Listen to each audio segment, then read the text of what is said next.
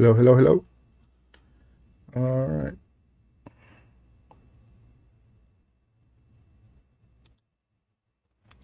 Here we are. Give me a second, guys.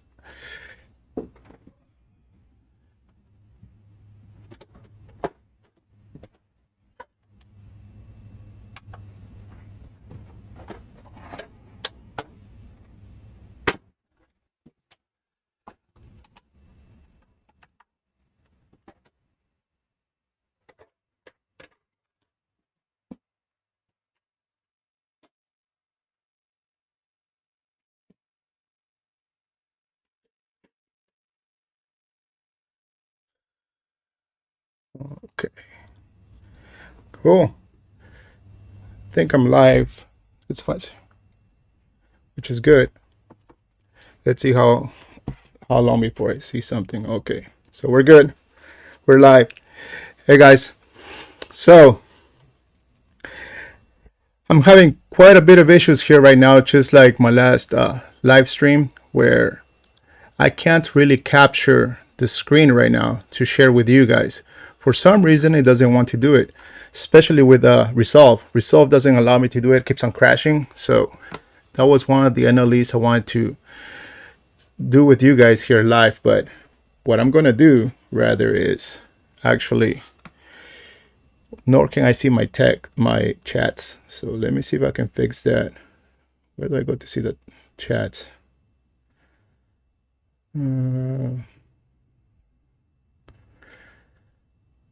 I'm gonna have to run that on my phone, I guess, because I can't see it. Give me a second.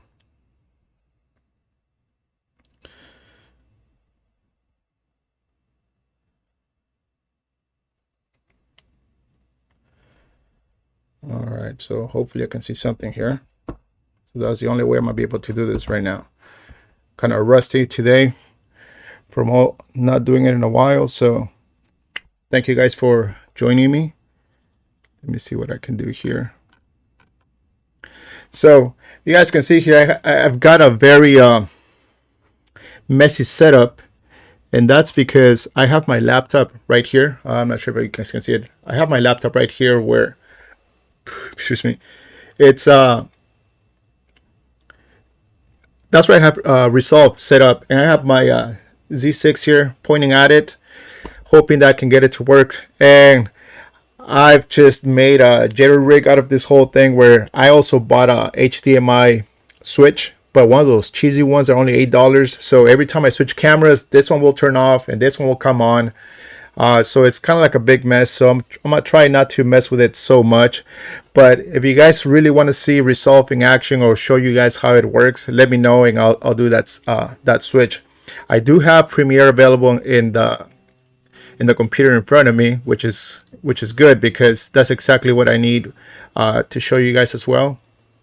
Because I gotta say right now up front that or here it is. Let me unplug it. The Blackmagic Video Assist 12G, which is right here, is perhaps the best recorder there is. Right now, I haven't seen anything remotely as good. Even the Ninja 5, even though it does a really good job, it is nowhere as good as Resolve. So the Ninja 5 is right here. I have it in a cage as well. So I can talk about all of that with you guys. If you guys have questions, I can dive into them and show you guys various things. But here's the thing. When it comes to the Video Assist, by far it outperforms the Ninja 5, and that's because it has more dynamic range, or it has better tonality, I believe, where if you are capturing even DNX HR on the actual recorder, which is the Video Assist, it gives you about 1.5 times more dynamic range, more to work with and whatnot. The colors are very nice, very crisp, and there are various ways to use it in a way where like you can get the most out of it. So one thing that well, I wish I could show you guys right now. Let me see if I can import this and let me put it in this setup here. I think this is one of them. All right, cool. So I'm gonna import the files into Premiere because that's what I have here. If I was to use Resolve, like I said, it will not work. It crashes all the time for some reason. I do not think it likes being on the same screen with the stream OBS to live stream. As soon as I shrink it so I can be where I'm at right now, it really just has it throws a tantrum.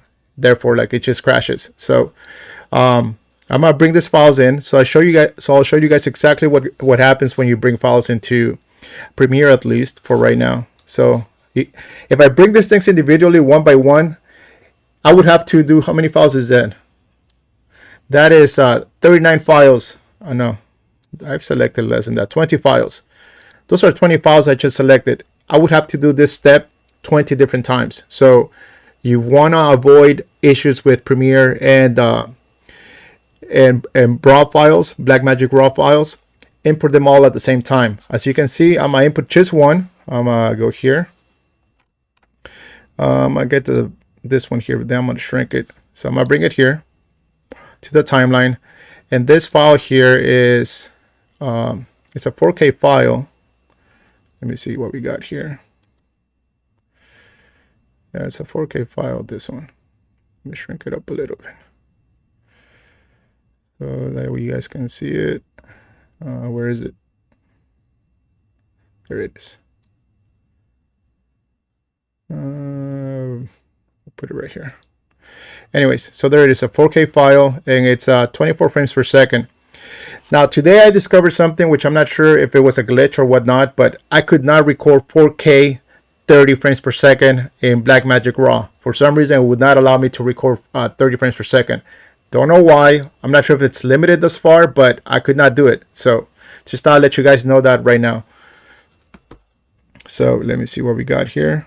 I'm gonna stretch this thing to make it, oh no, this is not as, let me just zoom out of it. Where is it? Sorry. Motion.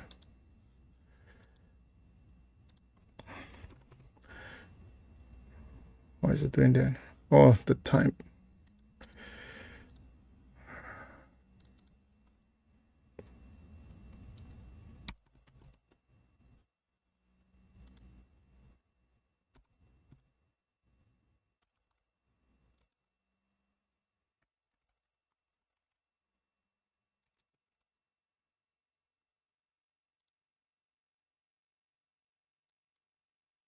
Okay, so we're back on it at 50%. It puts it all where it's supposed to be. So this is the portion I was talking about. So you bring it down to clip and you can access. And now I've finally noticed, once everything is working, that Gen 5 has more dynamic range. Or maybe that's the reason why I'm getting more dynamic range when I'm using this. So Gen 5 is better with BRAW files, so use it. So let me see if this thing works. This is the problem. As soon as you import it, yeah, the exposure never works. You can play with the color temperatures, the tint, and everything else, but this does not work. So I'm gonna restart Premiere so we can actually work on this. Well, that's starting. I'm gonna save it. But I do want to address one last thing. I want to say thank you to all of you guys. I know there's not that many on you just yet, but I really want to thank you guys for making the effort to attempt to enjoy my videos, for that matter.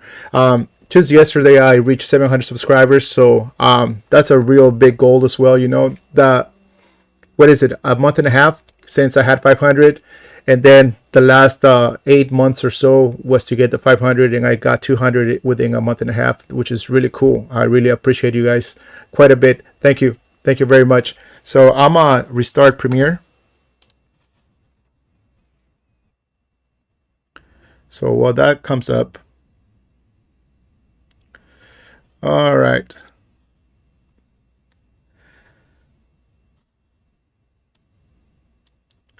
So as you guys can see, it comes up pretty fast. Everything loads quite easy. Now we can go back to the Masters tab, and now I can go here to exposure. As you guys seen, the file got darker, and that's because exposure now it's working. See, you can actually adjust it. One thing I have noticed is the fact that, well, when you capture the files or your scenes, it usually does a real good job of telling you if you're overexposed or not. So you can overexpose by maybe half a stop or two, or a full stop, and you'll be just fine. But if you underexposed, resolved or BRAW files don't do a really good job of gaining back dark. It becomes really, really noisy. So I highly recommend you guys actually exposing properly for this, and also for ProRes RAW. Both of them will do the job for you just fine, but you have to learn how to expose for it. When it comes to actually looking at the files on the actual monitors, you're going to have no problems viewing the files, your scene on the video assist.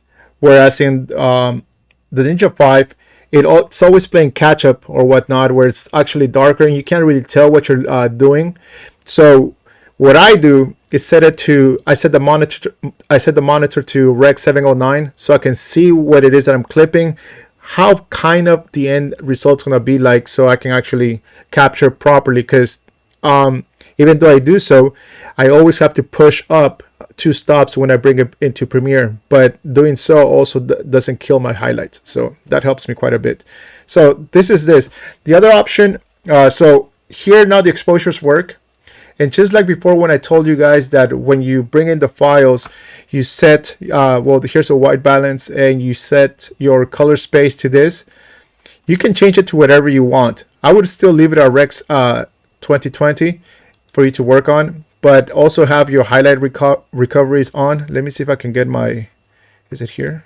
No, it's here, I think. Get my scopes. So I'm gonna bring my scopes down here. As you can see, the scopes are down there. And when you click the highlight recovery, you'll see the scopes shift. You'll mostly see it shift up here. So as soon as you click that, or maybe not, see, it's kind of weird how these things work, I guess, like sometimes you get to see that, sometimes you don't, and it's annoying when you never know when you're going to get that to work 100%.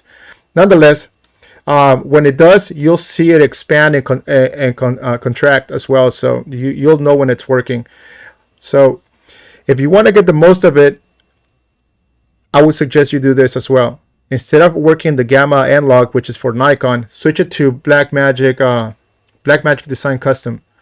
If you set it to that, it doesn't give you the Nikon colors anymore. You're more like stuck in limbo kind of thing when it comes to colors, but you have more control of it. So let me put it right here, and then you have access to all the levels here that you want. See, let me see here, and then who's this?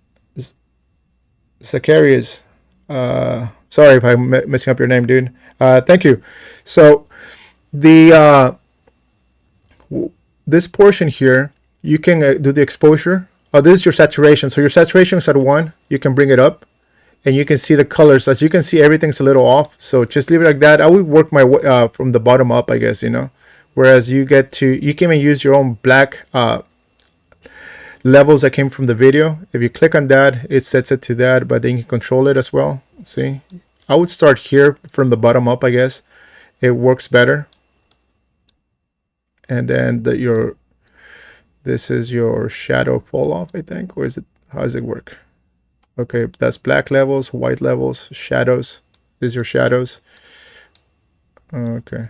Anyway, so your highlights.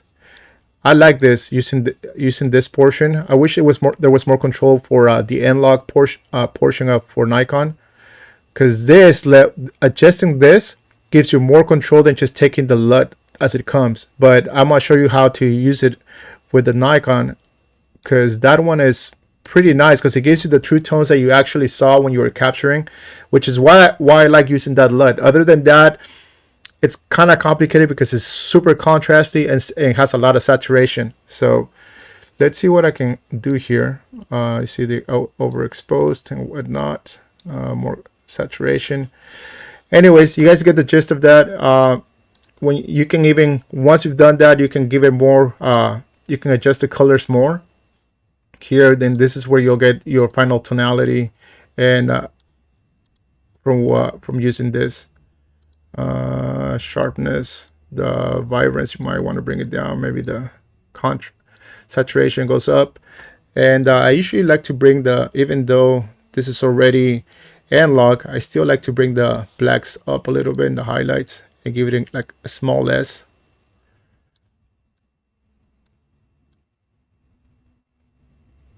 There we go. You get some, just a little bit, gives it quite a bit of a pop. You perhaps may want to even bring it up a little more here. If you look at your lumetri scopes, you can see how much you can push this and before you lose everything, you know. But basically that's where we at. And you see the tones, it works really good. I'm in full resolution and it plays just fine, the files for BRAW. The files for BRAW play really fast, really good, full resolution, whether it be this or ProRes RAW, still the same thing. They all play quite nice. But so this is what you get when it comes to using your own custom Blackmagic design levels, I guess, you know, when you go through here in the gamma. When you use Nikon, you can use a Nikon here. Let me go back to analog, and that gets eradicated. It gets erased 100%. Then you go back to whatever you had here on the other side, and let me see. So this is already pre-adjusted. Oh, one last thing, you guys should, maybe you guys already know this, but when you're doing your adjustments for raw files, whether it be the lumetri scopes, now what's this called, the lumetri colors, always do them in the masters tab. I know you perhaps it says it goes default to the other one. I'm not sure what it's called, but there's two tabs. There's the masters tab, and then there's this tab here, and that's where it always defaults to every time you click on it, and that's where you have your motions and your audio, and everything's on this tab. But you want to put everything here. It has more control over everything. Not sure why that is, but you have more control over your highlights, over your shadows, over your saturation, how it comes across on the screen and whatnot. Use the masters tab for this, and I would say use it for any clip, any video clip that you may have. It will give you the best rendition of your file, always. Hey Will, what's up? Thanks for coming up, bro. Thanks for showing up. Appreciate it. So Will, as you guys see on in the chats right now, he's been helping me with Resolve. Resolve is an awesome NLE.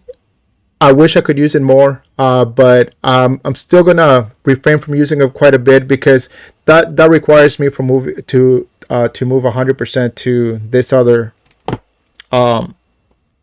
recorder, which I do not really want to make that whole change or to it 100% because I have Premiere. And I kind of feel like it would go to waste if I do the change, and then I can't use the Ninja anymore. So I'm kind of on the fence, but I'll talk about that in a little bit. Nonetheless, I do think I want to thank Will again for showing up. So thank you. So when you have the N-Log profile locked on, then you go here to Creative, and I already imported my LUT. So here it is. You can see the files get all weird out, right? Maybe because there's double. What did I do here? And it got pretty weird. Is it underexposed? Overexposed? I don't know. What happened? Is there more here? So, what happened? Something's going on here. I don't know what happened. Anyways, so let's fix it. Oh, all of these things are here messed up here. That's why it looks off. I was wondering. So usually when it comes to the NLUT, I usually bring down the vibrance and also put the fade up a little bit, bring down the intensity of the LUT. I usually go down to 80 or so, and maybe increase the saturation to about 118, 120. And this is what you end up with. And the same thing, I still use this, but I usually go even higher when it comes to the Nikon LUT. And there we go. You can see a little more detail, but if I go back to the file, you'll see that everything got dark. but the tonality is there though, of the true tones that you actually got. So now I just go here, maybe increase the shadows, the whites, or lower the whites maybe. Let me go back here. X. Oh, it's because I lowered this a lot. That's why.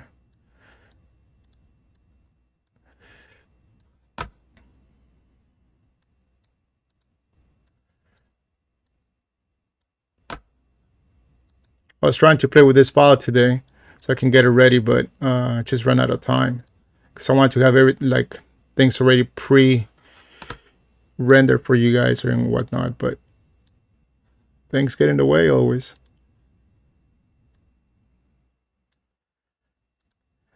Anyhow, so this is how I place on yeah, I need to do a lot of work with this file. So I got so many files here that I did. I'm working on this one project. So I have some files here that are like this hallway, for example. Also, this hallway right here is pretty cool. This place looks almost like a museum kind of stuff. But same thing here. I usually will go up here to the Masters tab, go to Clip, and then you go to Gen 5, set it up, you include your highlights, exposure levels. I guess I bring it up. On this one, you bring it up. On the other one, I brought it down. You know, you can never control this to see how it's going to perform. Where is it? Creative.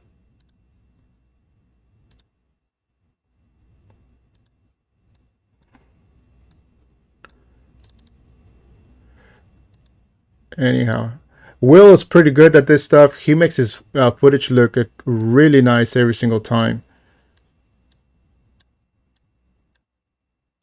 I'm still getting used to the BRAW files, but they do have a lot of dynamic range, so that's what I like about it.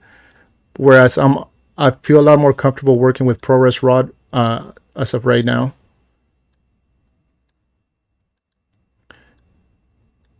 Yeah, so you get the tones and everything here.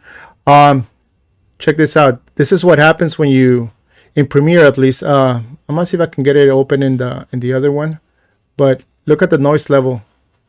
And that's of native ISO 800. The noise level here in Premiere is quite vast when it comes to BRAW files if you underexposed. So that's the problem with these files that I have. But I think it can do a much better job when it comes to Resolve because it's got its own native noise reducer. And there's one for Premiere that you can purchase, and it's quite cool. I've been using it for the last couple of days to see how it works. It's called Neat Video Noise Reducer, I believe, and that one's pretty nice. It's I believe it's almost $200 if you want to use it for 2 computers, so you can use it up to 4K footage. So that's one that you may want to use if you want to stick to Premiere. But that will eliminate all this noise without a problem. Anyhow, so let me go back to this portion here. So that's me here. Let me have some, because I have some notes here. If you want to use the Video Assist, you need to have the latest plugin, and that's a plugin 2.0, I think, for Windows, and 2.1 for Apple. Both of those you need if you want to be able to read the files in Resolve 17. And it's also in its beta version. If you were, I'm not sure if the 16 allows you to play them or not, but 17 requires you to have the plugin that's 2.0 for Windows. So let's talk about Windows. So for Windows, it's 2.0. If you install 1.8, which is the normal version, it doesn't work. It cannot read the files. You cannot access the data of the Nikon files and all that stuff. So you will need to install 2.0.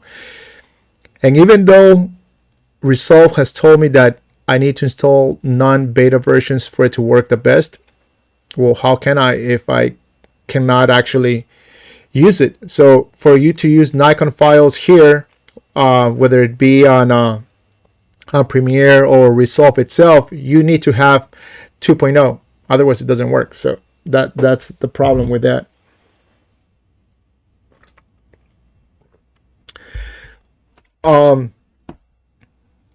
Let me see what else I got here. Optimus Ninja 5.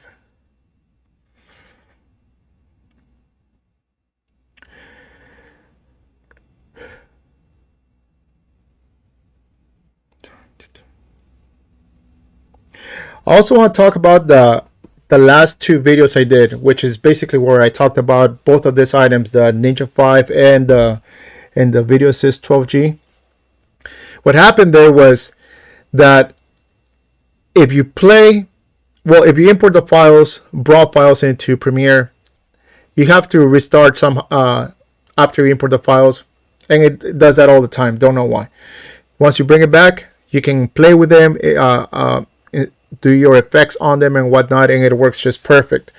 The problem is when you start mixing it with other coders like ProRes RAW, or if you're using ProRes RAW and you bring BRAW in, it also has a problem. So I think the Blackmagic RAW files are the problem because they're still in its beta form. So working with them at the same timeline is going to be complicated 100%. What I did was, what actually happened was that when every time I would try to export the files, it would crash within a minute in, or it would just stall. It would go maybe 4 minutes in, it would just stall again, and I could not figure it out. But then when I look at the percentage of how far it went, then I realized that it was get stuck at a BRAW file. So the first time I did it, which was 2 weeks ago, it took me a whole day to export it, render and re-render again all the time for me to actually get that file out for you guys to see it. And even then, I had a problem with audio sync. I had people bring up that issue in the comments, and I just addressed it lightly, but that is one of the problems that you end up having when you mix both coders in the same timeline. Somehow things get messed up, and the audio sync, regardless of how much I try to fix it, it would be off by I think half a second or so. And even on the timeline, it looked good. When it exported, it just went out of sync. It just went out of whack. You know, it would not work. So that was one of the issues. Second time around, 2 days ago, when I brought out the new video, I was having the same issues in exporting. It would not go. Again, it would get to a certain point, it would stall. And it happened to be, again, that was a raw file, Blackmagic raw file on that particular spot. So what I had to do, it finally dawned on me, is to transcode the file before bringing it out to export. So what I did is just select that particular file, render it in ProRes 422, and just bring it back into the timeline. So every single one of those files, after it had been color corrected and everything, I would transcode it, bring it back into the as a whole new file, and then insert it into the spot where it belonged. And that's how I finally got the whole timeline to come out. When I did that, each file would render out extremely fast. I mean, like even faster than ProRes RAW. The files render really fast. I was surprised at that. It's just that when you have them mixed up with ProRes RAW, it just has. I think it's Premiere has the biggest problem with it, you know. But the files themselves, they do tend to export, I would say, 5 times faster than ProRes RAW. ProRes RAW works really good. Once you put effects on them, it takes a little longer to export, but still does it fast, which before I had access to the BRAW files, I thought it was really fast. But now with having Blackmagic RAW files, I see that they're actually kind of slow. It's actually faster with BRAW files. The BRAW files export extremely fast. Like I said, I think a 1 minute clip, it would export maybe in 10 seconds. I believe that's how fast it was. I was amazed by that. It was real cool. The other portion that I saw is that once I transcoded the files and brought it back into the timeline and then tried to export it, was the fact that it also rendered way faster coming out. So the holes, I think it was almost 6.5 minutes, maybe 7 minutes, the last video. I think it exported in maybe 3 minutes, the whole thing. That's how fast once I got everything working to render. So, and that's me going from having a 1080 timeline and exporting upscaling it to 4K.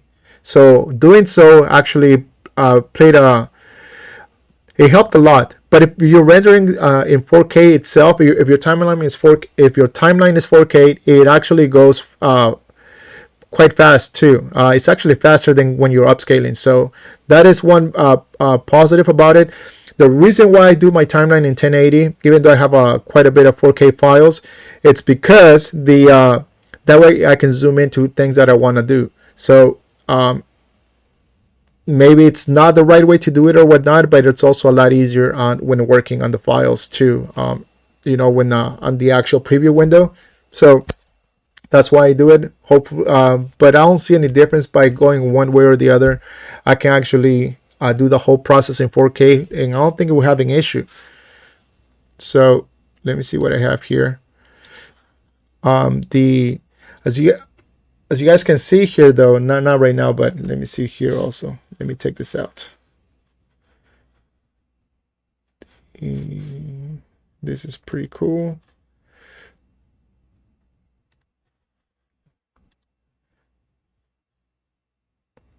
Yeah, it's the same file. Okay. So I'm gonna switch to this to this camera here that's focused on the screen here for my laptop. And you'll see that I wish I can show you guys simultaneously, but I can't. Anyways, if you guys want to see resolve, let me know and I'll show you guys that. But that means that this camera goes off, but I can bring it back on. It's no big deal. Anyways, so the colors are much better in resolve. It has better tonality control, but especially when you bring in the Nikon files, it starts using its own LUT. It works really good. Let me see here. So I did mention also in my last video that I did have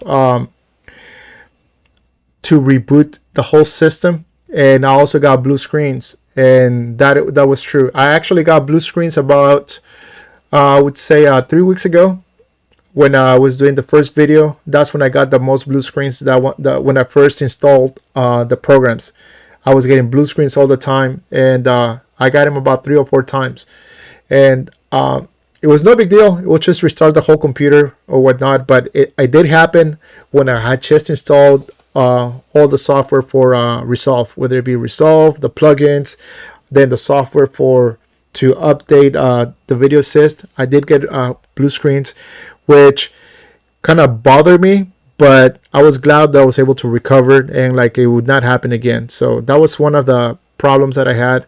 Other than that, they're working in the timeline and getting used to a whole new NLE. That's really the biggest issue.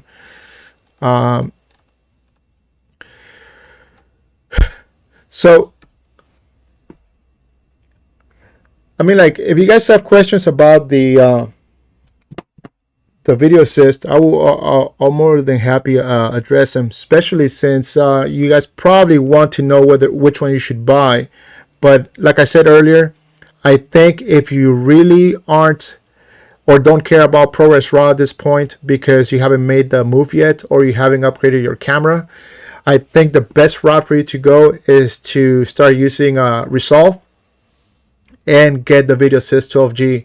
You'll have a much better time doing all your projects, especially for real estate. I've noticed that it does a really good job with retaining more dynamic range, especially like in this one clip that I was showing you guys, where you have a big window and you have the room and you want to find the middle grounds where you cannot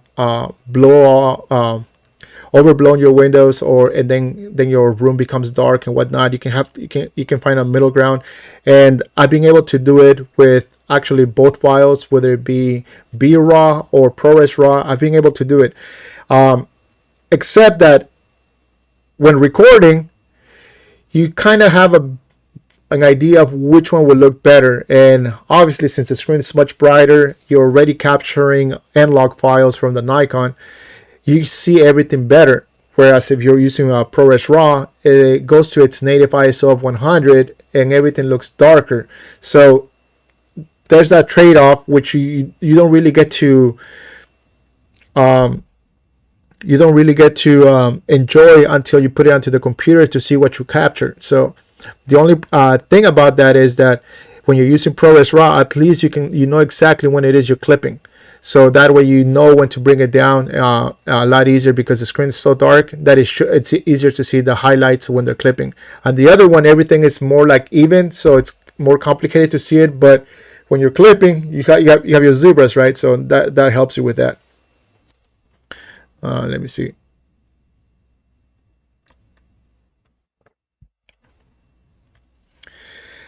Yeah, I went over that already with the gamma controls, the locked ISO, the noise reduction, Premiere.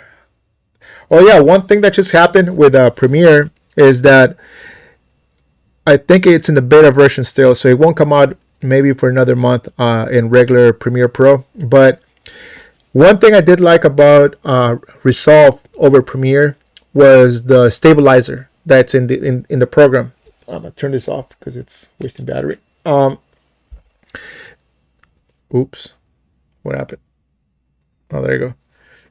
Anyways, so Resolve, what was I telling you guys? The stabilizer. Okay, so in Resolve, the stabilizer works really good. It's really fast. I mean, like really fast. I think a 1 minute clip will get it'll go through the whole thing, I think, in about a good 10 seconds or so. So, which is really good. Whereas if you have, like, let's say a 1 minute clip in Premiere and you bring in the warp stabilizer on, you're probably gonna be on it for about 3 minutes for it to like see every single frame and see how it's gonna perform. Finally, they brought what it's called fast warp stabilizer, where it does it a lot faster. It's nowhere near as fast as Resolve, but it is twice as fast than what it was before. So instead of spending, let's say, a whole 3 minutes again, you'll probably end up spending between a minute to a minute and a half only, whereas Resolve still does it in about 10 seconds. So I thought it was Resolve, for that matter, I think it's a much better NLE. The only problem is that it does not accept ProRes RAW files, and I think that's the biggest problem there is that it's very limited.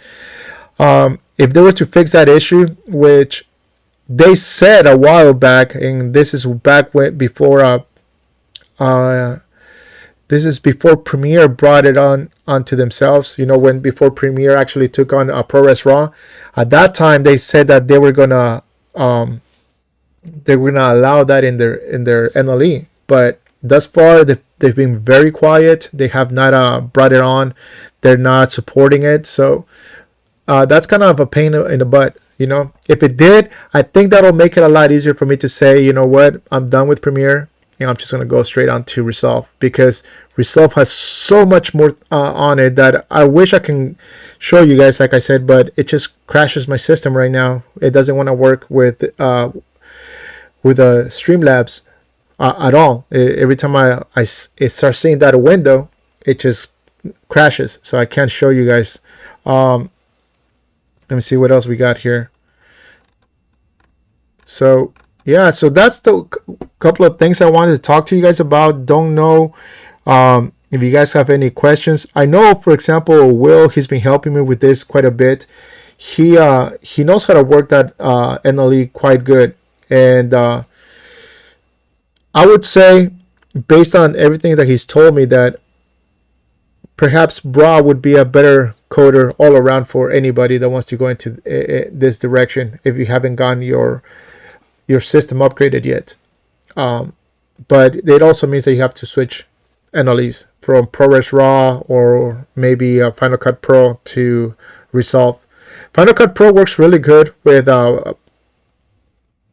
ProRes RAW. They finally got the adjustments for your white balance. You still don't have that in Premiere. So you have that aspect of it in Final Cut Pro. I will show you guys, but that's on a Mac, and so I'm having still problems connecting different computers on this. I was trying to show two different computers, but it's just not going to happen. But this is the way it is. The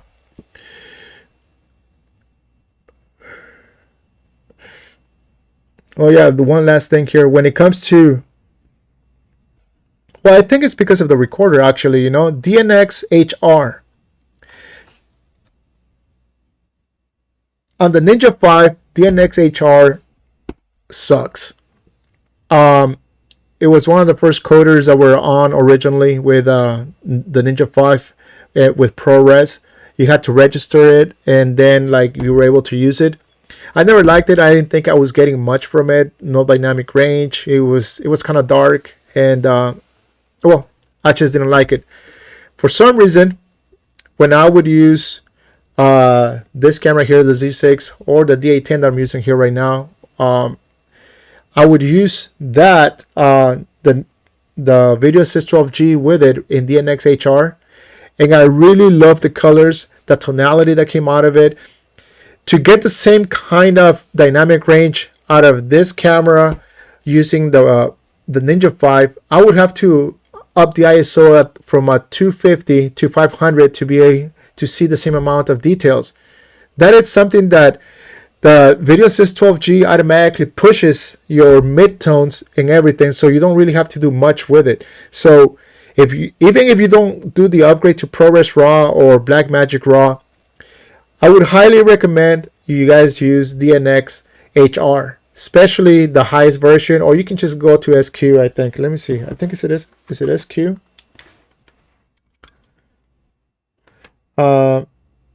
DNX. So this one has an extra level compared to the Blackmagic, to the Ninja. This one has SQ and SQX. SQX actually eats up a lot of memory, so it's up to you if you want to use it. I get the same results with SQ, so I used the SQ, and like I got some real good tonality out of this camera here. So I highly recommend you guys use that if you guys don't want to use ProRes. It plays really smooth on your computer, whether it be Premiere, Resolve, or Final Cut Pro, I guess. I don't think it works with Final Cut Pro. Don't know. Don't take my word on Final Cut Pro. But it has better dynamic range. Way better dynamic range. So use that one if you do not have the RAW upgrade yet. I highly recommend you guys use that one. 100% only with the Video Assist 12G, not with the Ninja. The Ninja, don't recommend it. It just looks way dark for some reason. Actually, it doesn't look way dark. It just looks underexposed a little too much. Maybe 1 or 2 stops below what this one will provide you.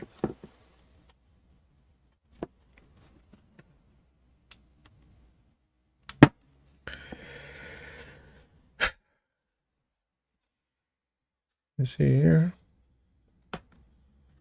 Let me turn this one on.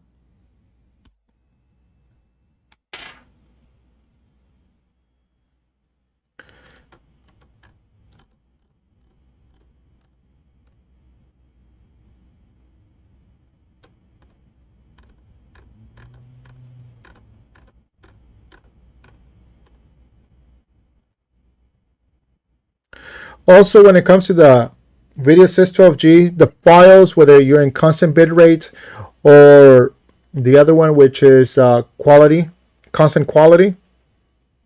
Constant quality eats a lot of memory. It's at par with ProRes HQ, so it's not that bad. But when it needs to gather more detail, so you don't clip anything really, it does eat quite a bit of memory. And the more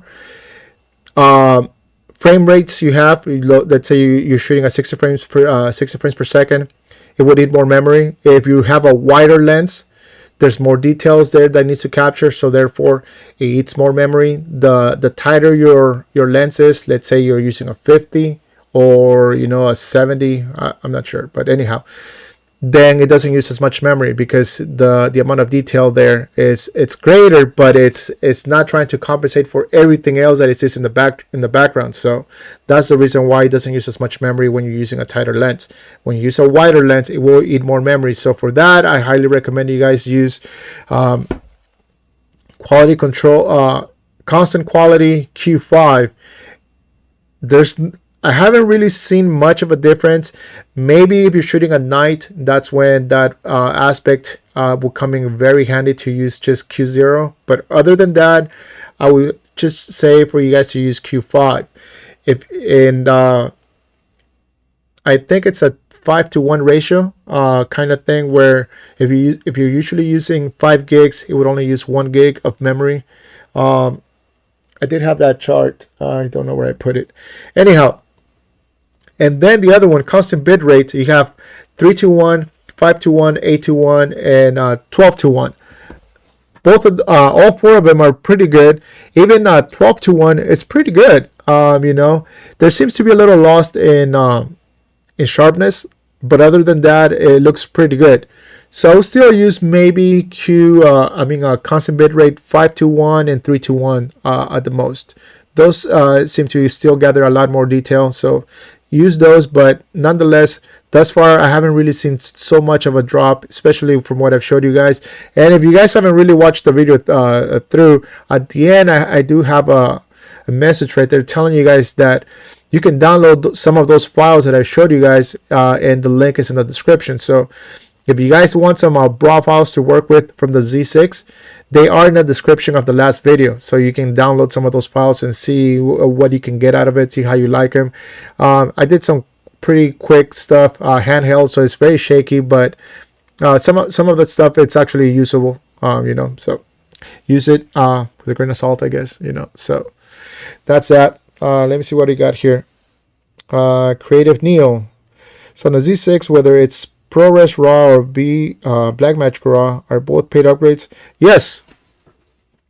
The upgrade to RAW, video RAW, it's paid regardless. You get it done once, and once you get that done, you can actually install the firmware 3.2. It's 3.2 or 3.22. Well, 3.2 I think it is still 3.2, and then you have the access, and then you have the ability to shoot Blackmagic RAW. Prior to that, I forgot which one it was. I think 2.2 was when you got ProRes RAW, but 3.2 you got Blackmagic RAW. But you need to pay for that upgrade. You need to ship your camera to Nikon. I'm in LA, so I drove to Nikon LA in 19 on the 17th, because I remember quite vividly when it happened. And I walked in. I was the first person there. They had just opened, and so they were surprised that I showed up. Anyhow, I saved myself some money because shipping to Nikon cost roughly $65 from LA to New York. And well, since everything is closed, that's the only place you have. So it doesn't really matter where you're at. It may cost you up to $65, I guess, or maybe more, depending where you're at. But then Nikon will charge you $17 or $18 on top of that to ship it back to you, which is weird. I gotta tell you guys this because I sent my camera in twice in the last 3 months to Nikon, and don't know why they do this. I mean, it's dumb, I would say. They make you ship it to New York.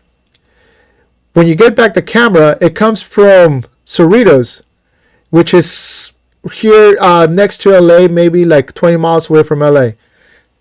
And I'm like, why are you guys making that triangulation? You guys just make us ship it to where it's going, and that's it. But both times I had to ship it to New York, and then it would come back to me from Cerritos. It was on the label, and that's how I know where it was. And then I looked it up, and it was a hidden place that they have, I guess, someplace down in Cerritos or something like that. I don't know if it's a Nikon place or not, but that's where it's coming from. When they had to replace the whole motherboard on the camera, and then when they shipped it back to me without ProRes RAW, I had to ship it back again. And once again, they shipped it back. They shipped it back to California, to Cerritos, and from there they fixed ProRes RAW, and it got shipped back to me. The shipping back to me got back here overnight, and I was wondering why was it so fast. And I looked at the label; it was basically down the street. And then, but shipping to them, it usually takes about 3-4 days or whatnot when going from LA to New York. Creative Neil again, looking to get a couple of Z6 because the used price are stupid. Yeah, the prices are quite low probably right now, and I still think it's the better of both gens, whether it be Z6 or Gen 1 or Gen 2. Gen 2 only gives you the option of maybe better focus and the dual card slot. Other than that, there's no other big difference. I really wish they would have done something much more when it came to actually doing better video capture, 120 external, 4K, and maybe even higher than that. You know, like maybe 480. That would have been pretty cool, but they didn't do that. So for me, even though as much as I wanted to upgrade, I don't think it was something that I was willing to cuff up just to see the minor upgrades. Especially now that I'm trying to do more video, I noticed that I don't like it. I don't really like it to put it on autofocus for the things that I want to do. So I'm always using the manual focus, because there's certain things such as wanting focus and not everything. So for that reason, I use the manual focus a lot more. And the only thing that would come in handy is going with a higher frame rate for 4K or 1080 for that matter, you know. Although 4K is way better on the Z6. If you guys don't know this, when you're capturing 1080, there's a lot more noise, more grain in your footage. I've done a lot of tests on it, and the same footage, same everything, you were to capture that in 4K, it's a lot cleaner. So try to use 4K as much as you can, and then downsample or whatever it is you need to do. The only problem is that you're limited to 4K, to 30 frames per second. Now, maybe you guys have heard this earlier today or not, but on the video assist today, I tried to film 4K 30 frames per second. It would not let me. It would not let me, even though it's part of my menu. It would not let me film 4K 30 frames per second. Maybe it was a glitch. Maybe the card that I was using wasn't gonna handle the rate. Maybe so. But I had it at Q0, at Q5, so it should have been able to, just a couple of extra frames. But I was not able to do. ProRes RAW, you can go all the way to 4K 30 frames per second without a problem. So if you want those 30 frames per second in 4K, I would say go with ProRes RAW. Thus far, for me at least today, and maybe if Will's still on, he can say otherwise if he's tried 30 frames per second, but I was not able to achieve 30 frames per second today.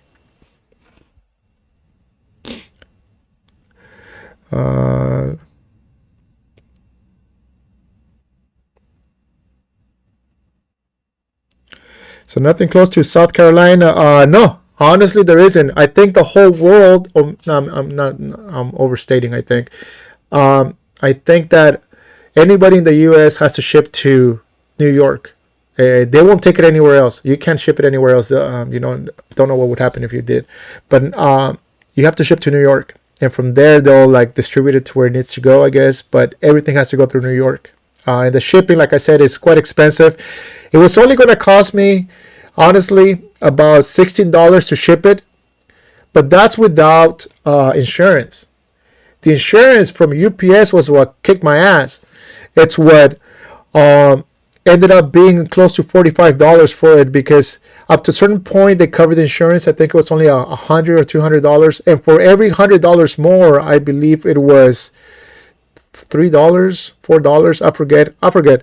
Anyways, the whole point is that it cost me $65, and that's the reason why I paid for it, because it was my camera. I mean, like, I'm pretty sure Nikon has a deal with them, like they only have to pay $17 and that's it, and the camera is in good shape, whatever happens to it. But since I'm shipping it, I'm gonna pay for the extra insurance. Anyhow, so the what else we got here?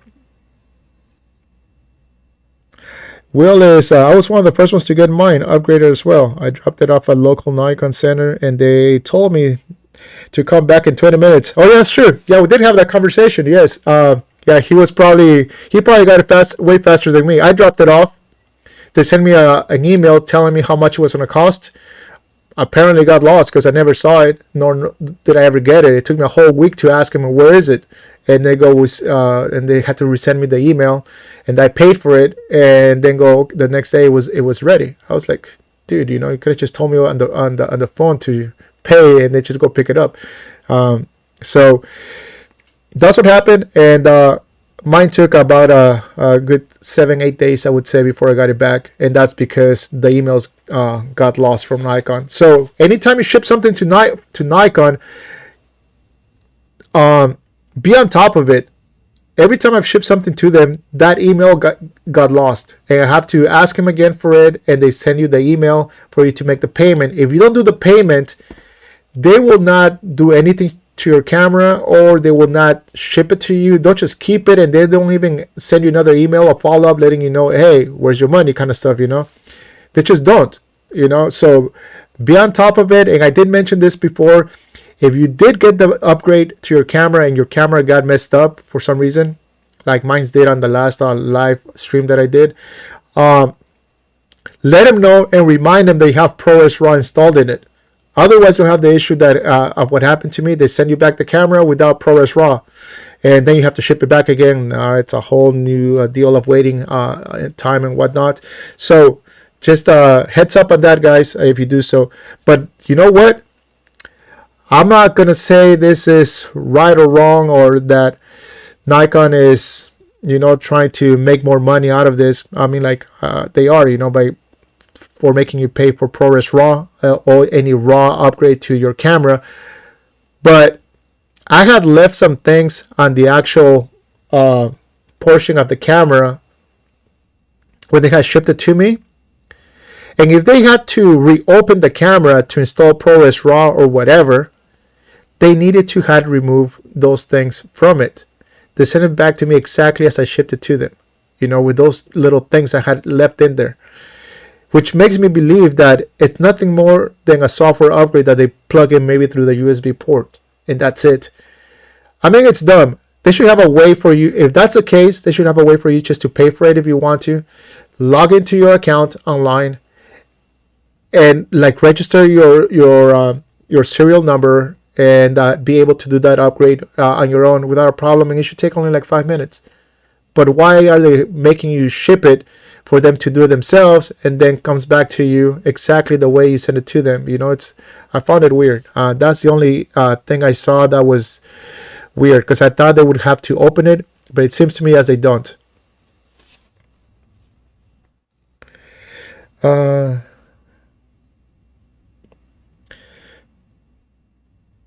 see.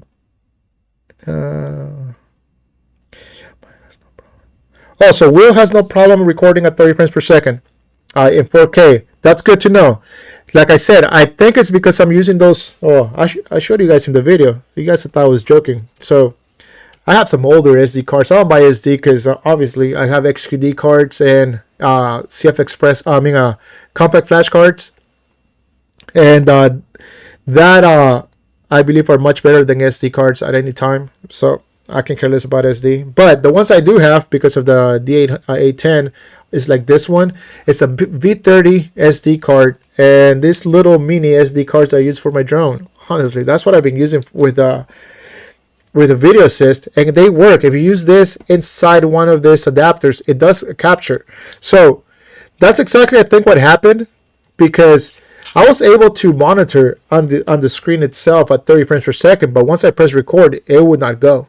It would not even drop frames. It would just not go. So for that reason is the reason why I was saying that it doesn't record. But Will just said right now that it does capture 30 frames per second, 4K, and BRAW. So that's cool. That's awesome. You can use it then. So now whatever you see in the menu, it's exactly what you can capture. So whether it be 4K 30 ProRes RAW, 4K 30 BRAW files, you can use both of them, which is good, because I needed to verify that. Will said Nikon to get my Z7 II upgraded, and they told me it would take a week. I was surprised. They told me Nikon COVID-19 charge everything. Oh wow, yeah, that's cool. 1 week is basically what it took. Also, when I sent mine in to get repaired, 1 week, but it took me much longer than that, because the shipping is 1 week from LA to New York, and then another the time that it took, and then again the email got lost, and then I could not pay for it, and then I asked them, and they go like, "We sent you the email." I go like, "I never got it." So that took an extra week before I called them back and to request that email again so I can pay for it. So I paid it within like 10 minutes, and then it was done. Next day they arrived at my house. I was like, that was fast, and it came just from like basically down the street. Yeah, the good thing about the Z7 when it comes out, or it already came out, but when that upgrade comes out to for ProRes RAW, or for raw video, let's just call it raw video, is that it automatically already does 60 frames per second. Don't know if this device can do 60 frames though. There's a lot of discussion about that online, whether there is a lot of whether people can actually record 60 frames per second. I think they can. I think I was clipping a lot, so hopefully I wasn't. Sorry about that, guys. So if this device can do 60 frames per second for the Z7, that would be cool. I know you'll be able to do it in the Z6 as well come next month when the new firmware upgrade comes up.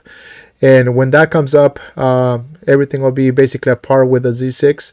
But you better focus system apparently, and the fact that you can capture that those files onto the video assist.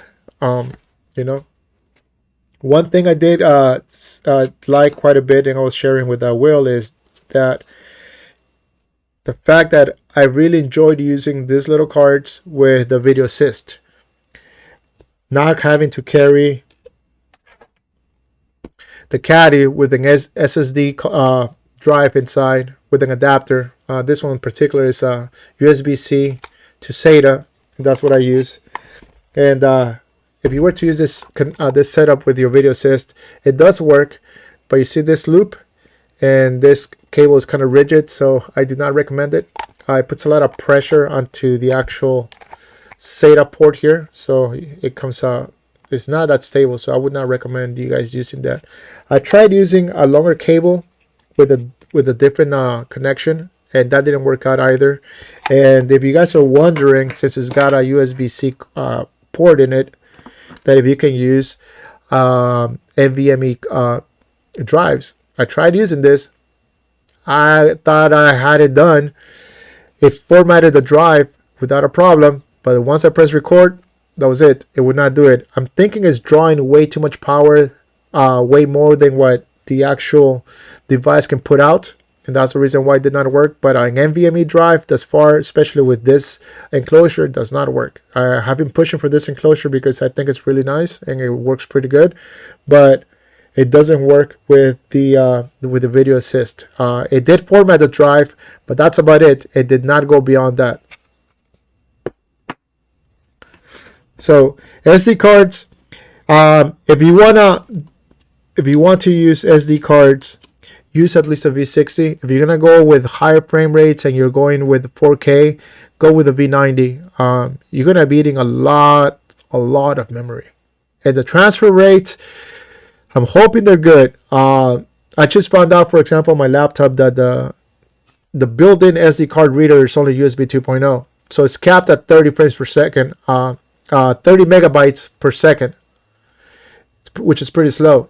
You know, the SSD here goes about I believe 350 or 280 or something like that. So that's how much that transfers way faster. 80 gigs I can transfer out within like a minute, no problem. You know, and then if I was to transfer 8 gigs out of this, yeah, it takes about the same time. You know, like maybe like 5 minutes from this, and that's a V30. So and through that port, that's only going at 30 megabytes per second, or megabits maybe. Yeah, it's really slow. So you may want to upgrade to an external card reader if you know that yours is pretty slow. Get an external card reader going through the USB 3.0, and they go much faster. The same cards transfer out at 90 megabytes per second when put into this device here. So there's a big difference, 30 versus 90. So if you're using external, if your internal card reader is slow, using external, and you'll get that higher transfer rate. Anyhow, yeah, like Will says here, the SD cards are the way to go. I did like it quite a bit, like I said. And then once I found out that you can use the external card readers to go faster, I was in love with it. The video assist, by far, like I said earlier, is the way to go. It's heavy. It's heavy, guys. Will has the 5, and this is a 7. It's pushing 1 kilogram, which is almost 2 pounds. So the good thing about this one is the large screen. The large screen compared to the Ninja 5, as you can see, it's a big difference.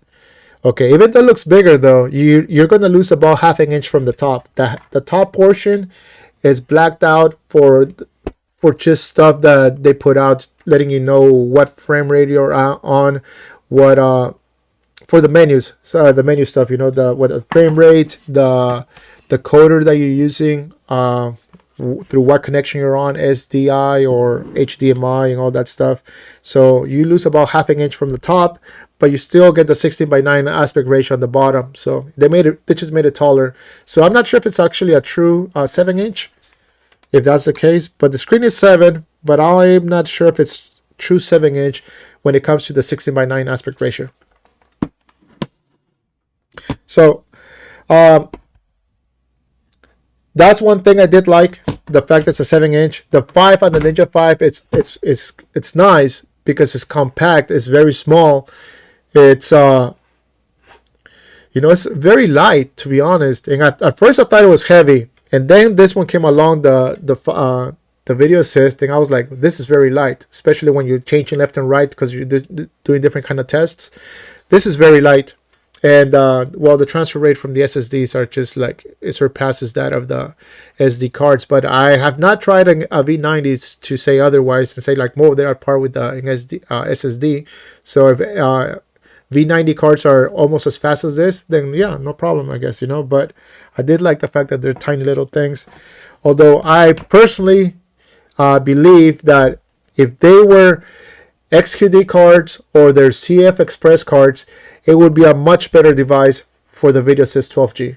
If they had those two cards built into it, or that you can put it on, that would be a much better way to go. It would be so much better because those things can handle that bitrate, that the capturing and transferring out of the actual card. And not just that, but they're a lot more reliable from what I understand, much more reliable than SD cards. So why not go that route? And I think that's the reason why I think both Artemis, the Ninja 5 and the Blackmagic RAW Video Assist, they should probably redesign this recorders and start going in that route with CF Express cards, and just avoid 100% the SSD drives and SD cards, because they're a lot easier, they're much faster. So don't know why they just don't go that route. It'll be a lot easier. I believe 100% it'll be a lot easier and more reliable for anybody that's capturing large amounts of data. I mean, like, you're gonna capture a lot of data. It's rare the time that I go out and don't come back with less than 100 gigs. So as you can see, that's 100 gigs every single time. So